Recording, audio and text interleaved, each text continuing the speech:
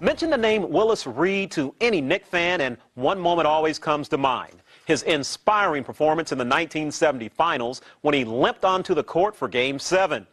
And the grit and courage he displayed in that moment is what defined his entire career. Growing up, Reed never dreamed he'd become a legend in the Big Apple. He came from a small town in Louisiana, a place so tiny, Willis once said, they don't even have a population. He went on to star at Grambling, but even then he didn't attract much national attention. Yet this determined young man would go on to become an NBA legend and the leader of the New York Knicks. He was the captain. In quotations, Willis was the captain. He was the guy who kept us together. He was the heart of the ball club. I think what he stood for, the signature of that the guy would never quit, the feeling that nobody would ever mess around with him physically. He was our center. He was the heart of the team. We counted on him every game. Another superb performance by Willis Reed. He came through game after game. We operated around him. Rebound, Reed. He could rebound, shoot. Here's the jump from 20, good, and Willis has hit 3 in a row from outside. Handle the ball, pass the ball. Been an outstanding ball game for Willis. Accepting the award in Willis's honor, his former teammate, who was the 6th overall pick out of Villanova in 1963, 7 seasons in the NBA and the ABA, including stints with the Knicks and the Nets, president of the New York City chapter of the NBA Retired Players Association, Tom Hoover.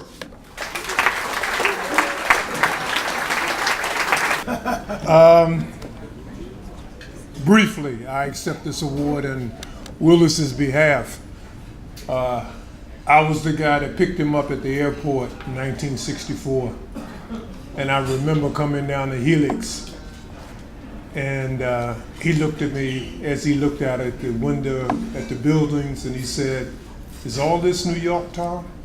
I said, "Every drop of it." He went on to become the captain. Everybody loves him, everybody knows him. He loved to hunt, he still does, loves to hunt and fish. And he was always say, "Come on down to Louisiana, man, and we can go hunting and fishing." I never made it down to Louisiana. I'm just a New York City guy. But I accept this award on his behalf. He's always loved Calvin, as we all have, even though sometimes he gives us a pain where it doesn't show, but we still love him. And he's always been there for the community. We went to, which guys don't do now, we would always go up to Kutcher's or to the Catskills in the summertime and visit camps. And I remember one time we were walking down the street with Dr. Yana Kasawa when I was with the Knicks, and a guy walked up to us and said, "I remember you came to my camp when I was a kid." I said, "We still are kids. What do you mean?" He said, "No, I was 8 years old." So then we just kept on walking. But on the behalf of Cal, on behalf of Willis and for Cal, we thank you and thank you very much. This guy, I've known Mama Ruth, Cal's mother, when I first got drafted and came to New York, fed me. I stayed there with up in the Riverton. That was my first apartment. This guy here, you have no idea. I don't have enough time to go through it. But beautiful person. I mean, beautiful. I thank you on his behalf. Thank you, Tom, and congratulations to Willis. Our next honoree is Jeff Korek.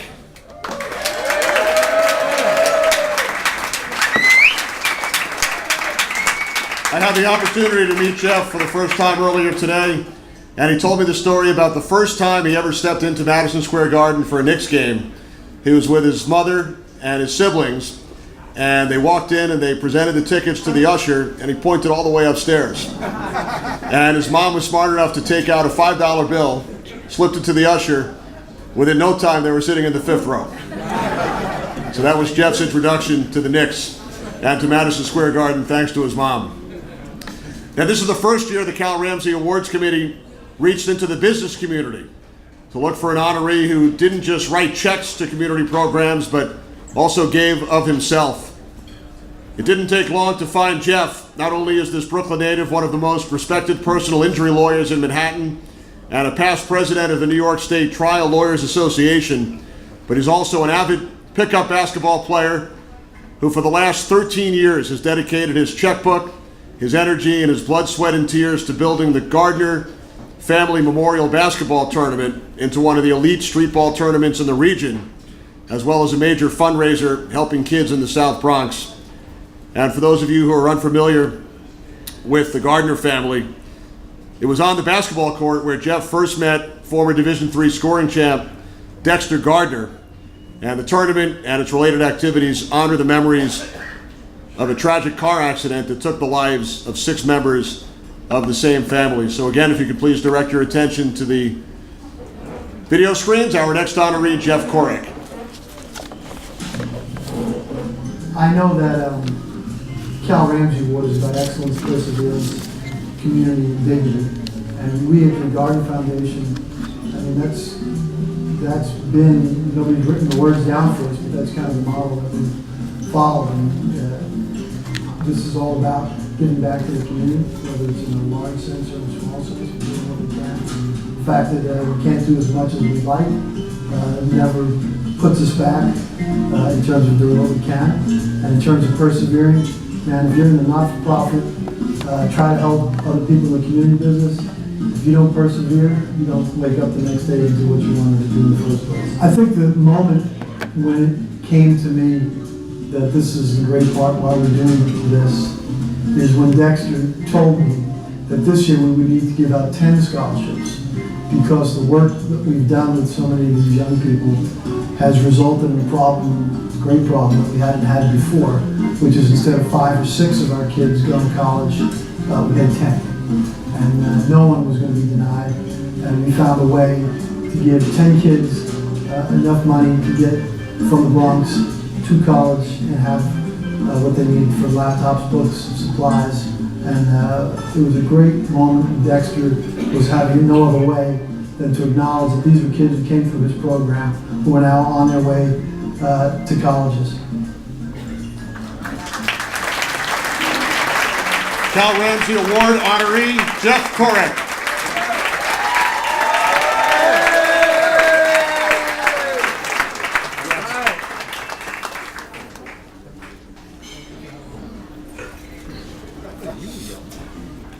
So, you know I'm a lawyer. It's going to take a little bit longer than the other honorees, right? We're used to that. All right, let me first start with my beautiful wife, who's been on every journey with me and has been with me on the Gardner Foundation journey. It meant giving up weekends. It meant a lot of stuff. I appreciate it. She's beautiful. I'm very lucky. Thank you. Cal Ramsey, I want to acknowledge Honorable Justice George Silver, the Deputy Chief Administrative Judge of New York City Courts, Mayor David Dinkins. I'm a Pete Johnson disciple, Leahy and Johnson. Democratic leader Keith Wright, Justice Milton Tingling, Tom and Sandra Hoover, who I met for the first time tonight, fellow honorees Clyde Frazier, Tiny Archibald, Willis Reed, Mark Henry, Robert Capers, and Russell Schuler. Dave and Emily Goldberg, Glenn Hunter, Gary Warwick, and Eric Hutchinson, the award committee. You always thank the award committee. My law partners, Ed Gersowitz and Michael Fruling, who with Tuda Zotto and Irene Shea make everything I do possible, so thank you, and I know they're here as well. Miss Jean Lebo, the wife of our late partner Andrew, who would have laughed at me to have my name mentioned in the same sentence as Willis Reed and Tiny Archibald. That's no joke. Vivian Cunningham and Alan and Donna Kaminsky. I know Alan is here. I brought them in to the Gardner Foundation. They had no idea what they were getting into, and he's been my partner. And the crazy thing about it is we're on opposite sides of what we do in our work, and the Gardner Foundation is common ground for both of us. It's really an amazing thing. My friends of almost 40 years, Scott Green, Jeff Fishman and his wife Melissa, Rich Byrne and Marty Byrne, Paul and Dawn Fishman, Rich and Barbara Greenspan, my law school roommate Martin Cargis, Tom and Betsy McCormick. I know, but you got to thank them. My 83-year-old father, who taught me what it is to give to others, and is here with Flo Sobel, who've been to every Gardner event, rain or shine. My daughter, Sydney Corrick, who's carrying the torch of giving back to the community. She's an assistant district attorney. They don't do it for the money. They do it because they think they're giving back, and they are. My son, Skylar, who's working on cancer research, another way of giving back. He's not able to be with us tonight. I want to use my time, though, most importantly tonight, because I want you to leave with some things in mind and some people in mind. I want to call up Dexter and Sherry to come up with me. And I want to call up Misha, Gardner, and I want to call up Quinn and April. Come on up. Dexter's going to hate me for this. Come on up.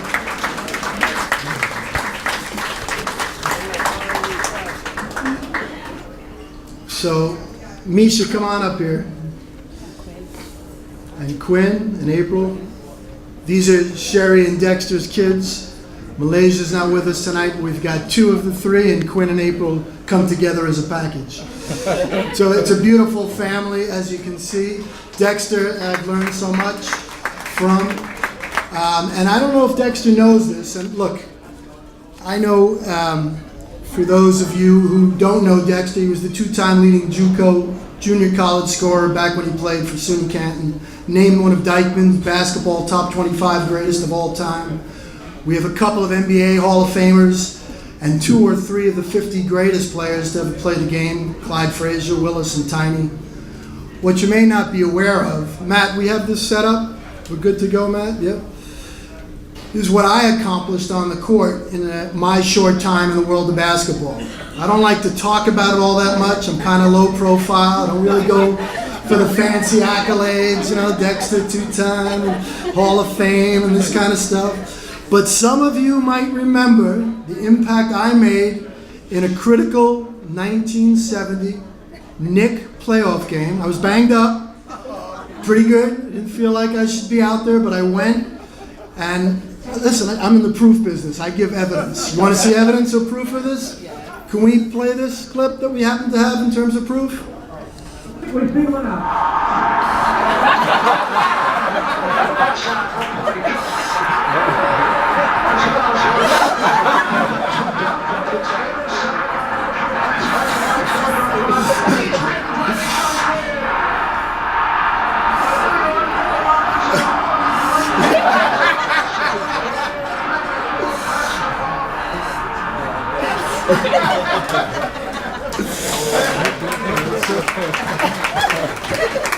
My apologies to anybody who really played the game, so we couldn't help it. Matt Green, thank you so much for helping me put that together. Listen, just come in a little because I know you're blocking Cal.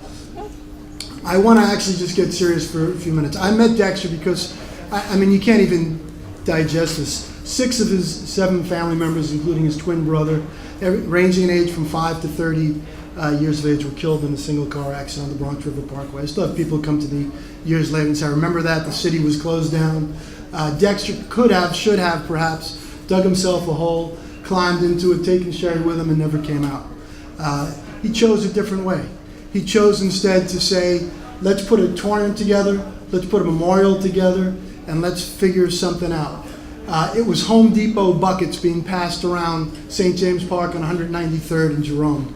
It was singles and $5 bills being put into the buckets so that people could pay for some of the food that people volunteered. We brought other people out who had lost family members. We had pastors and reverends talk to them, and we did what we could, or Dexter did what he could. He and I sat on the same bench playing basketball. We were like 2 extremes on the same team. He was the best player on the team. I was the worst player on the team. You get the point. He asked me to help him with this thing. I found out more about it. I went to my partners, Ed Gerswitz and Mike Frulin, and said and Andy Lebo at the time, said we got to do something. We got behind it in a big way. We'd sent 1,000 turkeys every Saturday before Thanksgiving to all the people who line up around the park. We've done toy drives. We've done true mentoring. Sherry and Dexter taking 14 and 15 and 16-year-olds facing challenges of gangs, gun violence, and all the crazy stuff that 14 and 15-year-olds shouldn't be dealing with. And it's these two people who have been talking to them for now 13 years doing this. We have sent 40 kids with scholarships to college from the South Bronx. All you got to do is qualify, is show us that you're working hard, that you're good kids, and that you can do something with what you're giving you. We had one kid who went to MIT this summer. So all that being said, this is an honor for the Gardner family and for what they have done and how much they've improved my life, my family's life, my firm's life, and all the people around me. Thank you so much for honoring me tonight, and thank you for letting me share this with that group.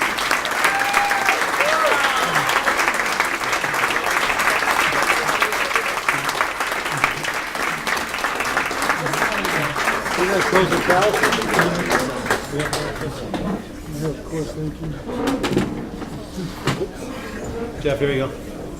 Oh, thank you so much.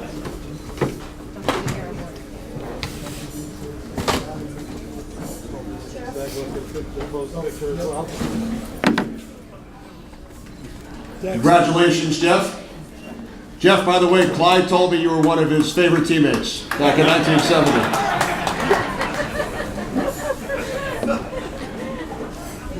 Isn't that right, Clyde? Congratulations to Jeff.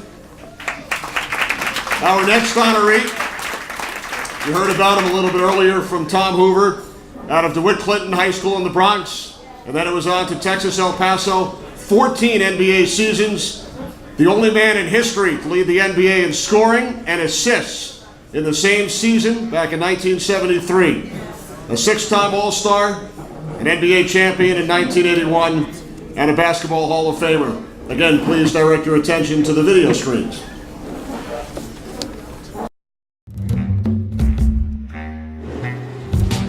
People always knew where you were from. The Bronx. That's where I'm from. And I say it just like that because it's a pride statement. DeWitt Clinton High School, and to me, this is where it all started. We just have a rich tradition, and it started way back in the 30s and the 40s. I was glad to be a member of this team. They said, no, you was a star. Let me say this again. I was glad to be a member of this team because you know what? This was a tradition of winning. So wear the uniform proudly.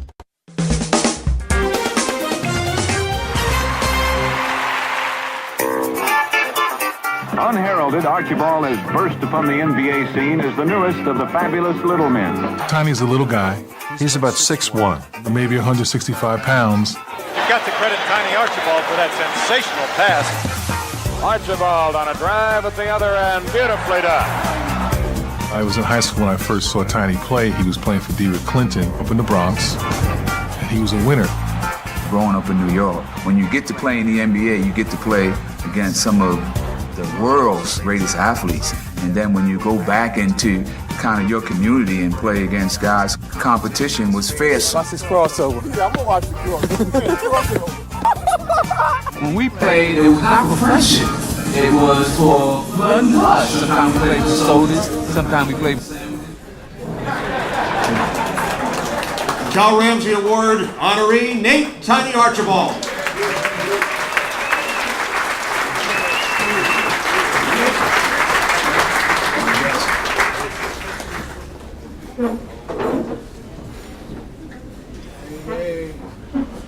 Ooh, thank you, Kyle. Thank you for the award. I am honored to be here tonight, not because I'm getting an honor or I'm being honored. I'm just glad to be here. Many of you don't know that this is my second chance, okay? And if you don't know what I'm talking about, look it up, all right?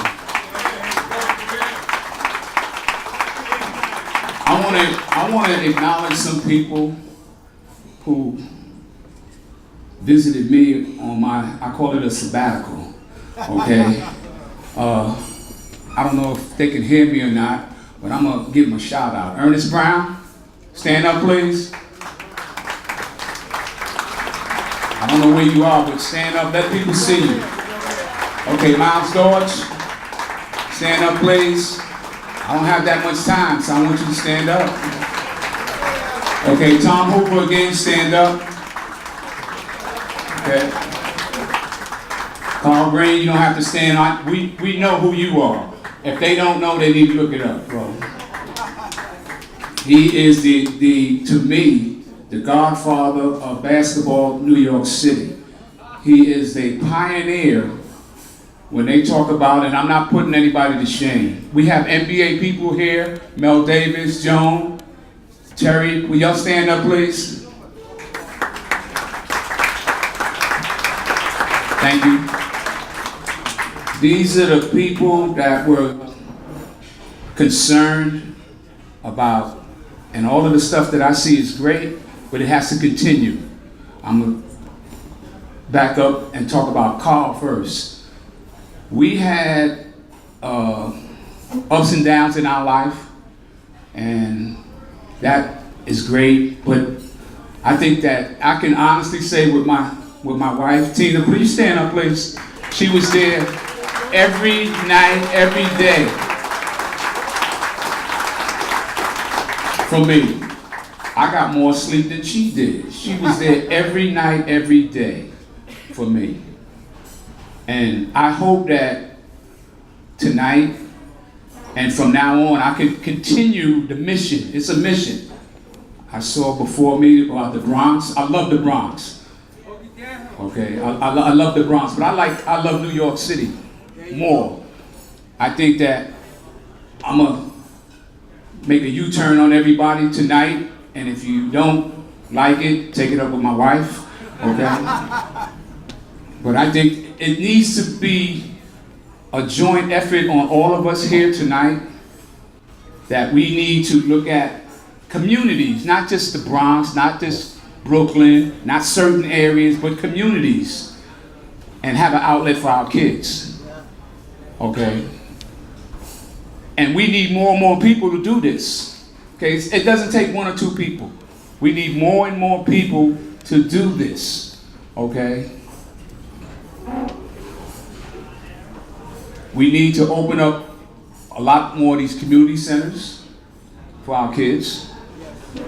They're talking about, and I'm upset tonight because they're talking about building more places to house our kids, and I'm not talking about schools. In the Bronx, and in Brooklyn, and in Queens, and maybe in your neighborhood. Why don't we open up some of these schools? That's right. Community centers. Because that was my outlet.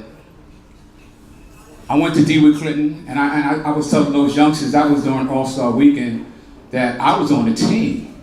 Barely made that team. This should be a team here. This should be a team here. We have different outlets that we can help our kids.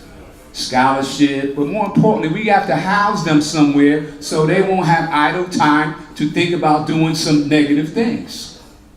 So on behalf of Carl Green, who is, we talk about the Harlem Globetrotters, he is one of the original living Harlem Globetrotters from Harlem.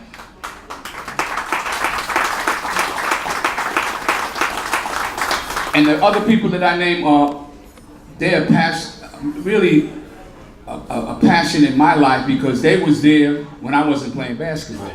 They was there when I was going to school, getting an education. They was there when I was down and out and I had nobody to talk to. They came and visited me, okay?